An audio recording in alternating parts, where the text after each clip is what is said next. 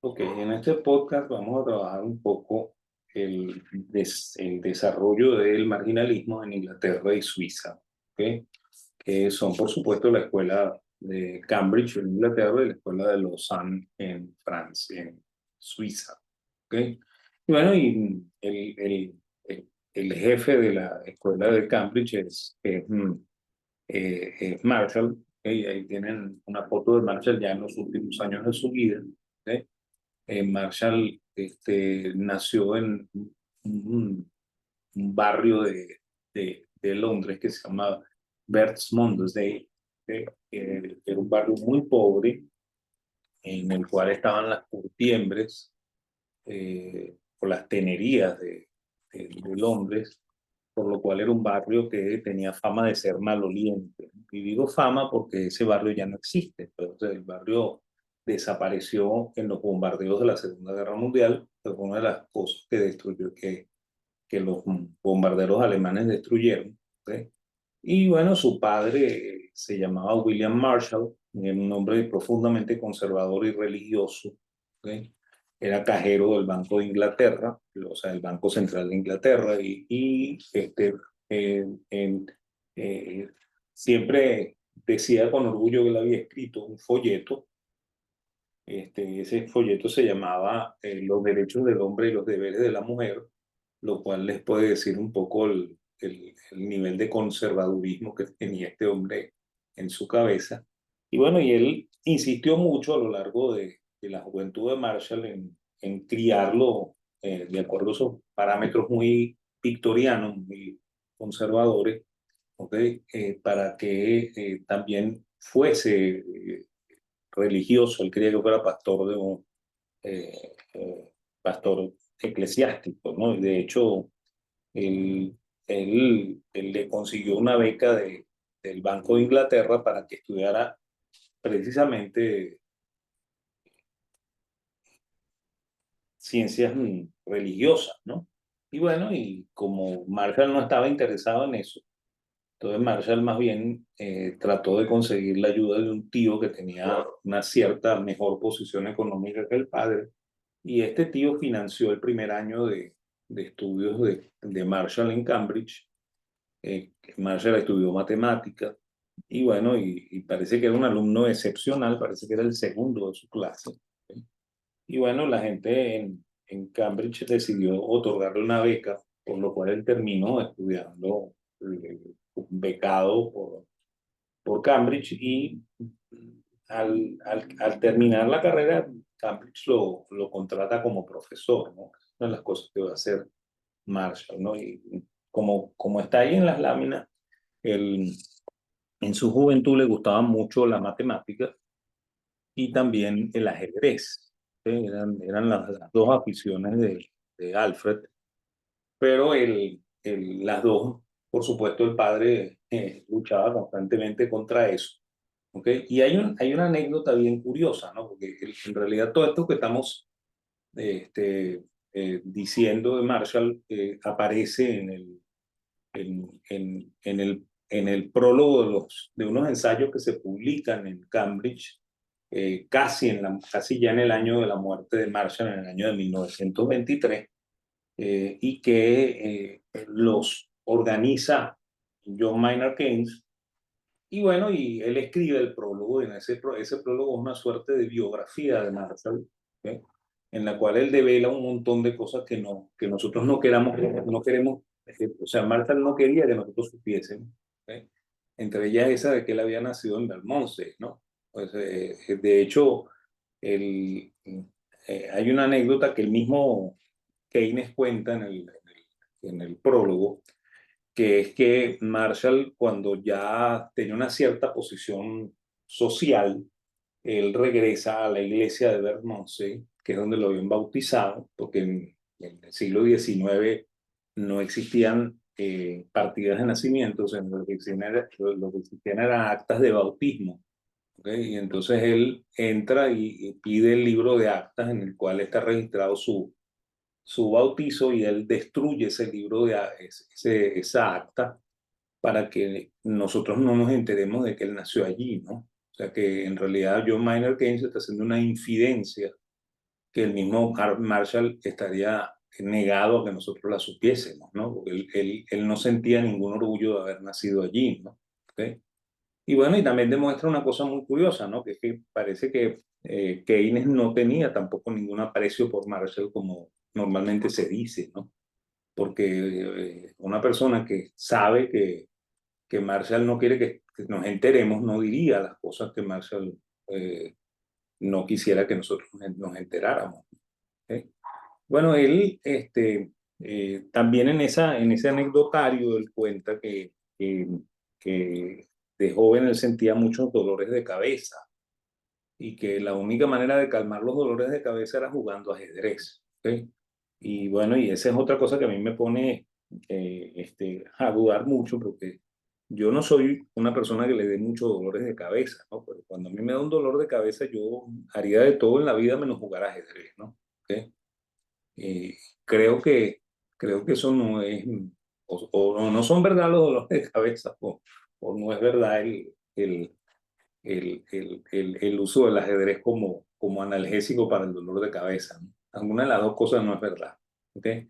Entonces, bueno, como comentamos, él termina graduándose de matemático. Sin embargo, ya cuando él se graduó de matemático y comienza a dar clases en el St. Mary College, ¿okay? Que él va a dar clase entre 1870 y 1875. Ojo con esto que el St. Mary College es un colegio de señoritas, ¿okay? O sea, en Cambridge había dos colegios, hay todavía dos colegios. Hay un colegio que se llama St. Mary, que en el siglo XIX era un colegio de señoritas, al cual se mandaban las señoritas de alta clase social para que consiguieran marido en el St. John College, que era donde estaban los chicos que estudiaban en la Universidad de Cambridge. ¿Okay? Entonces eso era lo que se hacía regularmente. Entonces Marshall daba clase en St. Mary, por lo cual no le daba clase a los varones, siempre le daba clase a las niñas, ¿no? O sea que tampoco es que o sea, eso nos habla un poco también de la sociedad victoriana en la cual a un pobretón como a Marshall no le van a asignar los chicos, sino que le asignan las señoritas, ¿no? Eso hay que entenderlo claro en lo que estamos relatando, ¿no? Y bueno, y él también recién graduado parte a Alemania. Una de las cosas que sí tiene Marshall es que Marshall es políglota, ¿no? Marshall habla inglés y habla alemán también. ¿Okay? Y él, como comenté, se graduó de matemático, pero al, al, al graduarse inmediatamente empieza a sentir cierta preocupación por la filosofía, sobre todo por la metafísica. ¿Okay? Y entonces eso lo empuja a estudiar alemán para leer a los alemanes que son quizá los filósofos más brillantes del siglo XIX.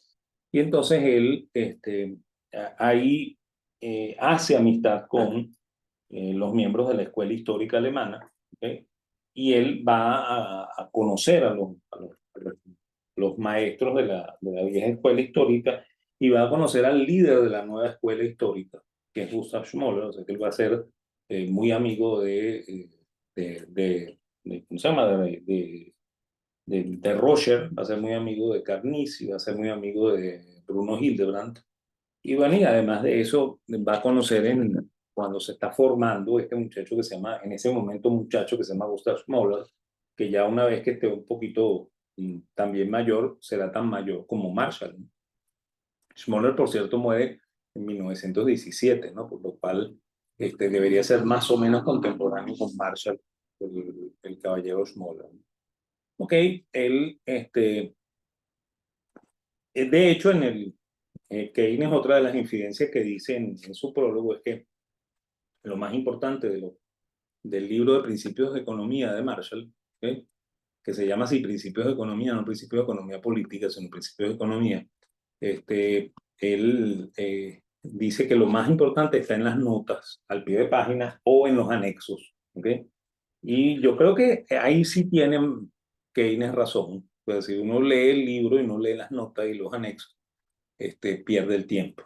Ahí, de verdad, la sal y la pimienta del libro están en eso, en esos anexos que son de verdad, la parte más metodológica del libro. ¿Okay?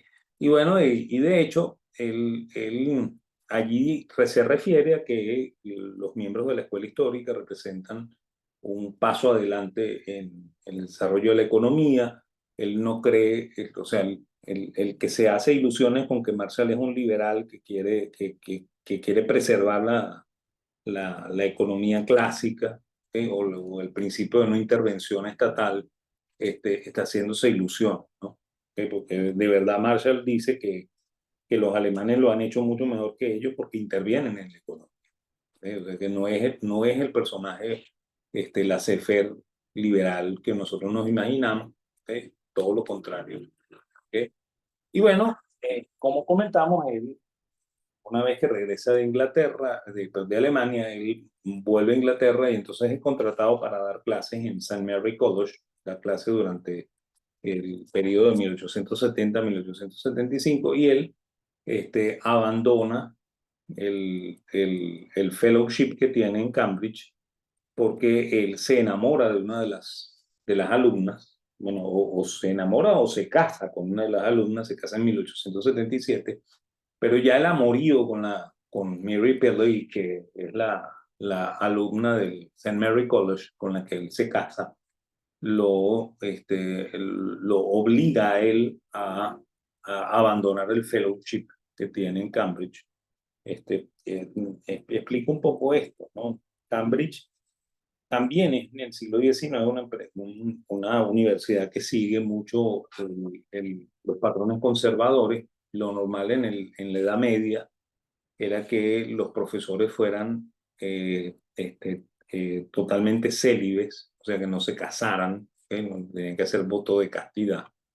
Y bueno, y el fellowship en el siglo XIX en Cambridge estaba obligado a hacer un voto de castidad y mantenerse casto, ¿ok? Mientras fuese fellowship, ¿no? Entonces, y eso quiere decir que de 1870 a 1875,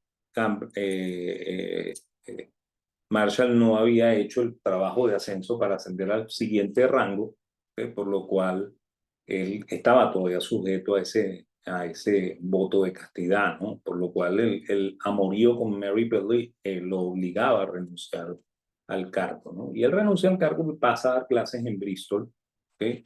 Y va a dar clases en la Universidad de Bristol de economía política, ya no de matemáticas, sino de economía política. Y vamos a ver cosas muy interesantes con respecto a Marshall, ¿no? Él en 1875 viaja a los Estados Unidos, donde hace contacto con los economistas que están tratando de formar lo que se llama la Escuela Institucional Americana. Entonces vamos a hablar luego de ellos. ¿Okay? Estos son también alumnos de la Escuela Histórica Alemana. ¿Okay? Son los norteamericanos que están en Estados Unidos, que siguen más o menos los principios de la vieja y nueva Escuela Histórica Alemana. ¿Okay? Y bueno, él va a hacer contacto con estos economistas que también están interesados en eso de hacer intervención económica y no la severa. Marshall, además de ser profesor en Bristol de 1877 a 1881, en 1879 publica un libro que se llama La economía de la industria. ¿Okay? Ese libro originalmente se publica con dos autores, ¿no? Él y su esposa, ¿no? Mary Pelley es la coautora del libro Economics of Industry.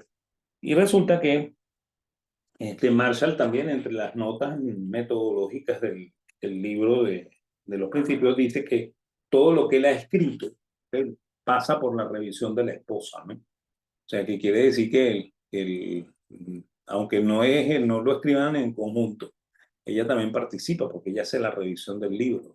¿Okay? Y de hecho, ese libro va a aparecer durante las primeras cuatro ediciones con los dos autores. ¿Okay? En la quinta edición, Marshall hace una ampliación del libro y ya no aparece la esposa como autora del libro, ¿no? O sea, eso es lo que ocurre, ¿no? Y en este periodo, cuando él sea profesor en Bristol, él va a ser por mucho tiempo eh, asesor económico de oficinas del gobierno británico, ¿no? Y a veces su esposa le tocaba dar clase, ¿ok? Haciéndole la suplencia al esposo, ¿ok? por lo cual la señora Marshall, la Mary Pelly, era bastante apta para dar clases de economía política, ¿no?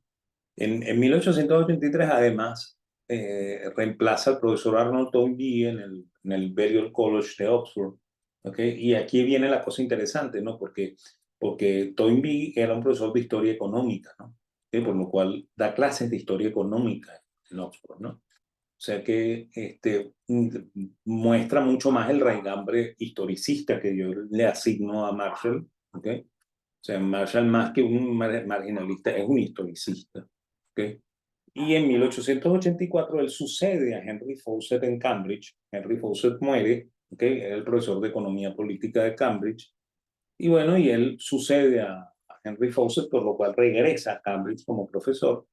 Y en el año de 1890 hace la primera edición de los Principios de Economía, ¿okay? Del cual se hacen 8 ediciones hasta el año de 1920, que es el último año en que se hace edición de ese libro. En el año 1919, él publica un libro que se llama The Industry and Trade, ¿okay? Y en 1923 él publica un libro que se llama Money, Credit, Commerce, que sale más o menos al mismo tiempo que estos ensayos de lo que yo había hablado, que publica Keynes. ¿Okay? Y ahí es donde aparece la teoría cuantitativa del dinero de Marshall o la teoría cuantitativa del dinero de Cambridge, ¿okay? Que es la que se le denomina así, ¿no? Hay una cosa que sí tiene Marshall, ¿no? Que él publica tarde, ¿sí? Siempre se tardó mucho en publicar, por lo cual muchas de las cosas que él inventó, ¿okay? Nosotros nos enteramos de manera tardía de que lo había inventado, ¿okay? Porque lo publica tarde, ¿no? ¿Okay? Y hay que entender una cosa, ¿no? Para Marshall, la ciencia económica es el estudio del comportamiento humano en el mercado. Y él tenía la concepción de que la economía se parecía mucho más a la biología, ¿ok? Que a otra ciencia natural. Y de hecho, en el prólogo, no, en el epígrafe inicial de los principios de economía dice natura non facit saltut, ¿ok? Que lo que significa en castellano es que la naturaleza no da saltos, ¿ok? No produce saltos, ¿no?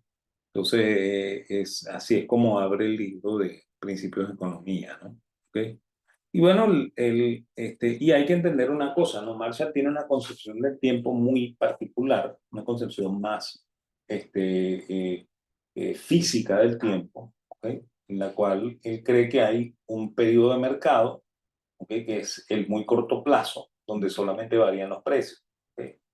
Que hay un corto plazo en el cual varían precios y cantidades, ¿ok? Pero hay costos fijos y costos variables, un largo plazo en el cual varían los costos, ¿ok? Y los factores son variables, ¿ok?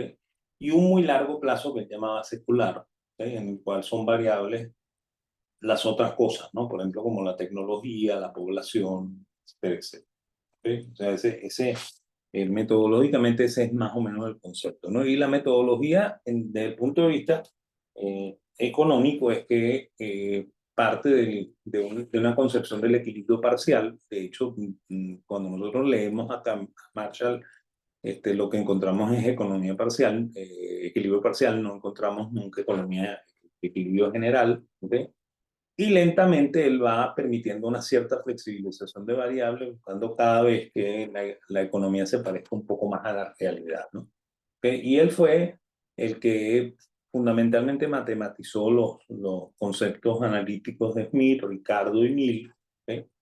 Por lo cual, muchas de las cosas que se le asignan a Smith y Ricardo, matematizadas, incluso a Mill, son obra de Alfred Marshall más que de los autores originales, ¿no? Ok, y sin embargo, cuando él escribe los principios de economía política, él se cuida mucho de no poner matemática en el texto, ¿ok? Es más, de hecho, la parte de matemática está en los anexos, ¿ok? Por eso es que Keynes dice que lo más importante son los anexos, ¿ok? Pero no solamente lo más importante desde el punto de vista matemático, sino también lo más importante desde el punto de vista sustancial, ¿ok? Y además, él recomendaba que los economistas deberían tener un profundo conocimiento histórico y estadístico para comprender las variables económicas, ¿no? Eso, por supuesto, es la forma en la que él ve a Marshall, ¿no? En la que él ve la economía, ¿ok? Él parte de una utilidad muy parecida a la de Jevons, ¿ok? Sin embargo, él insiste mucho en que él es el inventor del marginalismo, ¿no? Que él fue el que inventó la utilidad marginal y todo lo demás, cosa que no es cierta. Eso sí no es cierto en caso de Marshall. O sea, él llegó tarde a este juego, ¿no? Aunque él dice que ya él había estudiado esto antes de Jevons, ¿ok? No, eso no es totalmente cierto, ¿no? Y él es quien define la utilidad marginal de un bien, ¿ok? Como el precio de ese bien multiplicado por la utilidad marginal del dinero, ¿no? ¿Ok? Y además de eso es el padre de los conceptos de elasticidad-precio, ¿ok? ¿Cómo se llama? Del, de- del excedente del consumidor, ¿ok?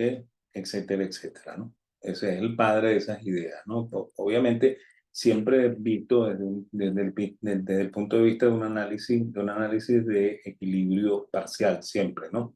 ¿Ok? Y en el análisis de la oferta, que aquí es donde se hace una cosa interesante, Marshall es el que mete la oferta dentro de la gráfica, ¿ok? Y la asocia al, al costo, ¿ok? Y la asocia precisamente a la teoría del valor trabajo, ¿ok? O sea que no es totalmente marginalista, ¿no? Aunque él dice que sí, ¿ok? Y en realidad él solo toma en cuenta costos contables, ¿ok? Para representar las curvas, ¿ok? Y eso es lo que efectivamente se grafica cuando uno grafica costos medios, costo marginal, ¿ok? Costo total, etcétera, etcétera. Uno lo que está graficando en realidad son los costos contables, porque aquí no hay manera de meter el costo subjetivo, ¿no? ¿Ok? Que es el costo de oportunidad, ¿ok? Nos guste o no nos guste, ¿ok? ¿Ok? Y como Marshall partía de conceptos de tabla de demanda y de oferta, esas representaban siempre el precio máximo que pagaría el demandante y el precio mínimo que pagaría el oferente, ¿ok? Por lo que los ajustes se dan siempre vía cantidades, ¿ok? En el análisis parcial de Marshall, ¿ok? Y bueno, y aquí vemos un poco el gráfico que normalmente usaba Marshall. Fíjense que usaba curvas hiperbólicas con la intención de que se mantuviese constante la elasticidad a lo largo de la curva para que no cambiara, ¿ok? Y bueno, y aquí vemos conceptos como la renta del consumidor, la renta del productor, ¿ok? Los gastos del productor, etcétera, etcétera, ¿ok? Ok, sí se acuerdan cuando hablamos de, del marginalismo, dijimos que Jevons había dicho en su libro que la utilidad determina la cantidad que hay que suministrar. La cantidad que hay que suministrar determina el coste de producción y el coste de producción determina el valor, ¿ok? Porque determina el precio de la oferta, ¿ok? Que se necesita para que los productos mantengan su trabajo, ¿ok? Bueno, Marshall decía que eso no estaba bien, que eso había que reconstruirlo y decirlo así, ¿no? El coste de producción determina la oferta determina el grado de la utilidad final, ¿ok? Y el grado de la utilidad final es el que determina el valor. Si se fijan, está usando el concepto de utilidad final, que es el mismo concepto jevoniano, ¿ok?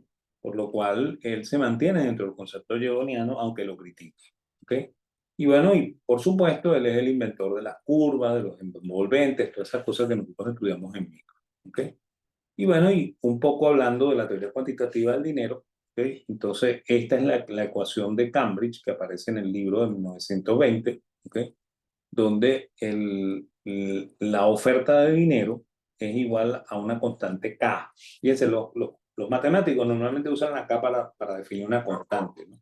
Entonces, por lo cual, para Marshall, la velocidad de circulación del dinero era una constante, por eso K, ¿ok? Que multiplica los precios totales de la economía por las transacciones totales de la economía. O sea, no es el Producto Interno Bruto, ¿ok? Sino que es el Producto Interno Bruto más el consumo intermedio. O sea, que es todo el valor agregado a la producción, pues. Eso es lo que es la T, ¿ok? Por lo cual, cuando uno hace esta ecuación poniendo una Y aquí, está cometiendo un error gravísimo porque no está entendiendo lo que Marshall quiso decir aquí, ¿ok? Y bueno, si efectivamente K es la velocidad, es el inverso de la velocidad de circulación del dinero, ¿ok? Que es lo que es la demanda de dinero, ¿ok? O sea que si K es el inverso de la velocidad de circulación del dinero, o sea que es la demanda de dinero, Entonces, esto implica que la ecuación sería una cosa así como que la oferta de dinero es igual a la demanda de dinero multiplicada por los precios, por las cantidades totales de la economía, ¿no? De las transacciones totales de la economía. Por lo cual, si nosotros recomponemos un poco la ecuación y pasamos la demanda dividiendo a la oferta, ¿okay? Nos encontraremos que la oferta dividida por la demanda debería ser igual a todos los precios por todas las cantidades, ¿okay? Y como nosotros deberíamos estar en una situación de equilibrio, la demanda y la oferta de dinero deberían ser iguales, ¿ok? Por lo cual, si yo divido una cantidad por sí misma, me da 1, ¿ok? Y entonces 1 sería igual a todos los precios por todas las cantidades, y ahí tienen el absurdo matemático que está detrás de esta ecuación, ¿ok? Que a mí, por supuesto, no me agrada en lo más mínimo, ¿no? ¿Ok? Y la otra cosa es la visión de Marshall de las tasas de interés, ¿no? Que aparece en uno de los artículos del famoso libro de ensayos que publicó Keynes, de donde sale la biografía. Entonces ahí sale un artículo en el cual él habla de las tasas de interés, donde aparece por fin el concepto de la tasa de interés real, tal y como él lo entendía. Y él decía que si una persona solicita un préstamo al 5% y los precios caen 10%, acordémonos que en el siglo XIX lo normal era que los precios cayeran, ¿okay? No que hubiese inflación, ¿okay? El siglo XIX es un siglo de deflación con crecimiento, ¿okay? O sea, que crece la economía con los precios cayendo. Eso era el siglo XIX. Entonces, para Marshall, si una persona solicita un préstamo al 5% y los precios caen 10%, la persona cancela, ¿okay?, una tasa real de interés de esta manera. Él creía que la tasa de interés real debería ser igual a la tasa de interés nominal menos los precios, entre uno más los precios, ¿okay? Y eso daría menos 5.5%. Pero además él suponía que se perdía 10% por la baja de precio. ¿Sí? O sea que a este 10% que él está poniéndole aquí le añade un 10% más, ¿no? Por lo que si la persona pide un préstamo al 5% y los precios caen 10%, el tipo pierde 15,5%, según lo que cree Marshall. ¿Okay? Y en caso contrario, si hubiese inflación, que es un caso negado en el siglo XIX, o sea, si los precios suben 10%, entonces el cálculo sería así, ¿no? ¿Okay? Sería el 0,5 menos el 0,10 entre 1 más 0,10 me daría 0,45, o sea, 45 negativo, ¿no? Pero como gana 10% por el alza de precio, entonces su resultado final es que paga 5,5%, ¿no? Eso es lo que piensa Marshall. ¿Sí? Sin embargo, todos esos cálculos están mal hechos, a pesar de que Marshall era muy matemático y todo lo demás, y de hecho, cuando hay deflación, ¿ok?, y la deflación es del 10%, entonces la ecuación que es así, ¿ok?, no es como lo dice Marshall, ¿ok? Debería ser el 0,5 de la tasa de interés más 10% de la inflación negativa que está ocurriendo de 10%, o sea que se añade 10 en lugar de restar 10, ¿ok? Y como la inflación es negativa, entonces aquí cambia el signo otra vez, y entonces sería dividido por 0,90, ¿no? Entonces en ese caso, quien pide un préstamo al 5%, ¿ok?, con una caída de precio del 10%, en realidad está obteniendo una ganancia del 16,67%, ¿no? ¿Ok? Y por el contrario, si hay inflación, ¿okay?, si la inflación es 10%, entonces el tipo de verdad, ¿ok?, estaría pagando una tasa de interés negativa del 4,55%. ¿Ok? Y fíjense que los valores son completamente distintos a los que les da Marshall, ¿no? ¿Ok? Entonces ahí podemos ver que probablemente Marshall no sabía muy bien este concepto de las tasas de interés real, ¿no? El verdadero discípulo de Marshall es Arthur Cecil Pigou, ¿okay? Ese es el personaje que vemos ahí en la foto. Pigou era profesor en Cambridge también, uno de los profesores más queridos por Marshall, y de hecho cuando Marshall se jubila en 1920, Marshall le solicita a la dirección de, de, de Cambridge que coloque a Pigou en su puesto, ¿no? El puesto de él era el jefe de los economistas de Cambridge y, por supuesto, el profesor del primer grado de economía, de la primera clase de economía. que veían los alumnos en Cambridge, ¿no? Ojo que no es una época en la que hay carrera de economía, pero se estudia economía. Entonces la primera economía la daba Marshall, ¿ok? Y de hecho, él le propone a la junta directiva de Cambridge que le asigne el cargo a Pigou, ¿ok? Una vez que Marshall se jubila, en realidad el que gobierna Cambridge no es Marshall, ¿okay? Ni es Pigou, ¿okay? Es Keynes, ¿okay? Y Keynes va a relegar a Pigou, ¿okay? Pero Keynes como buen heredero, ¿okay?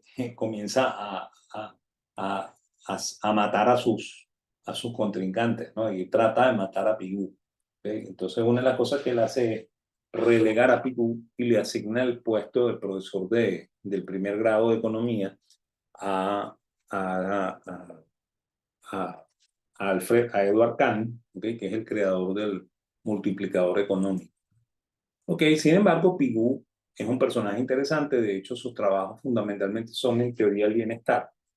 Él publica una cosa que se llama The Economics of Welfare, que es del año 1920, y su solución encontrada para los supuestos fallos de mercado es la imposición de unos impuestos que él llama impuestos pigovianos, o que nosotros llamamos impuestos pigovianos, ¿no? Y, y en el año de 1933 él publica un libro que se llama La teoría del desempleo, ¿okay? Donde intenta encontrar la relación entre las productividades marginales del trabajo, ¿okay? Para la explicación del mercado de factores, ¿no? Y él es el originador de una cosa que se llama el efecto Pigou, ¿okay? Que lo vamos a ver cuando hablemos de Keynes. Y él es el que inicia junto con Marshall la prédica de las fallas de mercado, ¿okay? O sea, él es el que va a decir que existen fallas de mercado, ¿okay? Y que las fallas de mercado se resuelven por intervención económica. O sea, fíjense que ahí es donde Marshall consigue meter el cuento de que hay que hacer intervención económica, ¿okay? Y bueno, y los otros personajes del mundo de la micro, ¿okay? Que podríamos asociarlo a la escuela de Cambridge. Ojo que Chamberlain es de la escuela de Cambridge británica, norteamericana, ¿no? De la gente de Boston, ¿okay? Y Joan Robinson sí fue alumna de Marshall, ¿okay? Esta señora que está aquí al lado, ¿okay? Ellos van a estudiar la teoría de la competencia imperfecta, ¿okay? Y de hecho, ellos son los que desarrollan ese tema que uno ve en micro, ¿okay? Y de hecho, Chamberlain publicó un libro que se llama La teoría de la competencia monopolística, que se sale publicado en 1933, y la profesora Joan Robinson también publica un libro que se llama La teoría de la competencia imperfecta, ¿okay? Que sale publicado en 1933. O sea que esos trabajos de competencia monopolística, de competencia imperfecta, ¿okay? Son trabajos hechos por estos dos autores, ¿okay? Lo que nosotros aprendemos es una mezcla de ambos trabajos, ¿no? ¿Okay? Y ellos inducen al estudio de los costos de publicidad, los costos de marketing. O sea, ellos añaden esas variables dentro del estudio micro, ¿okay? Y bueno, y añaden la diferenciación de producto como un elemento fundamental, ¿no? Y bueno, si dejamos de un lado Cambridge y nos vamos a Lausanne, ¿okay? En Lausanne, por supuesto, se desarrolló Walras, ¿okay? Y Walras, ya casi al final de su vida, estaba muy enfermo, ¿no? Bastante agotado. Y entonces la escuela superior en la cual daba clases él ya se había convertido en la Universidad de Lausanne, ¿okay? Y estaba en búsqueda de un sustituto para ocupar la plaza que tenía Walras. Y bueno, se propuso la contratación de un profesor italiano que se llamaba Vilfredo Pareto. Y bueno, y originalmente Walras estaba muy contento con la decisión que había tomado la universidad de contratar al profesor Pareto, ¿okay? Pero al poco tiempo ya Walras en su costumbre habitual de odiar a todo el mundo que se le acercara, comenzó a hablar pestes de Pareto y a tratar de convencer a la directiva de la universidad de que votaran al profesor Pareto porque no servía para nada, según él. ¿Okay? Sin embargo, creo que la gente en Lausanne no le hizo mucho caso a Walras porque me imagino que ya sabían cómo era el personaje, ¿no? ¿Quién es Pareto? ¿No? Pareto nace en París, ¿ok? O sea, un italiano que nace en París, ¿no? Y su padre era un noble italiano, ¿no? Un conde italiano. De hecho, él va a heredar el, el, el título nobiliario del padre, ¿ok? Y él estaba exilado en París, porque él había formado parte de de uno de los primeros intentos de revolución en Italia para unificarla y para convertirla en una monarquía constitucional, ¿ok? Entonces él, como había participado en ese intento, entonces lo habían expulsado de, de, de Italia. Y bueno, y había terminado en París, ¿okay? En París se casa y tiene varios hijos, ¿okay? Entre ellos tiene a Vilfredo. Y Vilfredo va a estudiar en Italia, en el Politécnico de Turín, va a estudiar ingeniería, por lo cual fue un ingeniero bien exitoso, ¿okay? Todo lo contrario de Walras, ¿okay? De hecho, él trabajó en la compañía ferroviaria de Roma, ¿okay? y, y luego se convierte en director de una compañía cerera en Florencia, ¿okay? Pero él, al mismo tiempo que está desarrollando su vida profesional como ingeniero, tiene una inquietud por la economía, ¿no? Y le surge esta inquietud porque él lee un libro de un italiano que también era de los marginalistas, pero ya en Italia, un poco tardío, ¿okay? Que se llamaba Maffeo Pantaleone, ¿okay? Y bueno, y a través del estudio de las cosas que escribía Maffeo Pantaleone, y él le propone algunos comentarios, él empieza también a escribir de economía. Entonces, bueno, escribe varias cosas, ¿no? Él escribió un libro que se llama Curso de Economía Política, ¿sí? Que se escribió entre 1896 y 97. Escribió un libro que se llama Manual de Economía Política de 1906, y escribió un Tratado General de Sociología de 1916. ¿Sí? Fíjense que él le gusta mucho las ciencias sociales, ¿no? A pesar de que es ingeniero, ¿no? ¿Sí? Y él desarrolla mucho todo este tema de la economía del bienestar. De hecho, él es el que matematiza la caja de Edgeworth que nosotros conocemos y que aplicamos en, en teoría del bienestar, ¿okay? En economía del bienestar. Y porque originalmente en el libro en el cual Edgeworth hace esto, que se llama Mathematical Physics, ¿okay? Del año de 1821, Edgeworth lo hace con dos curvas dentro de un solo eje cartesiano, ¿no? A Pareto, el que se da, acuérdense que los ingenieros estudian geometría, ¿no? Entonces a él se le ocurre que, mira, esto funciona mejor si ponemos dos ejes encontrados y hacemos la explicación con los dos ejes encontrados, y se simplifica mucho el trabajo, ¿no? Hay una cosa muy interesante en el trabajo del curso de Economía Política, que es la famosa ley de Pareto, que normalmente se enuncia mal. Siempre se dice el 20% de la población tiene el 80% del ingreso. ¿Okay? La verdad de esto es que cuando Pareto está escribiendo el curso de Economía Política, Pareto estuvo haciendo un estudio de la distribución del ingreso, ¿ok? Y él descubrió que existía una proporción logarítmica en las distribuciones, ¿no? Que era más o menos esto que está en la ecuación esta que está aquí, ¿ok? Y donde él dice que N es el número de individuos que perciben una renta superior a X, ¿ok? Y tanto el valor A como el valor M son dos parámetros constantes, ¿ok? Es lo que dice Pareto en su famosa ley. O sea que él no dice lo del 20-80, como dice, o que uno repite como loro, ¿no? Y lo que sí se da cuenta Pareto, y aparece también tanto en el estudio que él hace de los niveles de ingreso, como dentro del estudio que él hace dentro del trabajo que él hace en su curso de economía política. Él dice que los países que hacen política con la intención de redistribuir el ingreso tienen una peor distribución del ingreso después de las políticas que antes de las políticas. Por lo cual es bien interesante. O sea, una de las cosas que hay que leer de Pareto con mucho cuidado. Pareto, la gente lo usa con la intención de decir hay que hacer regulación, hay que hacer control. ¿Okay? Y Pareto más bien en sus trabajos lo que te dice es, ten mucho cuidado con hacer controles, porque cuando tú haces controles echas a perder el orden y conviertes esto en un verdadero desastre, ¿no?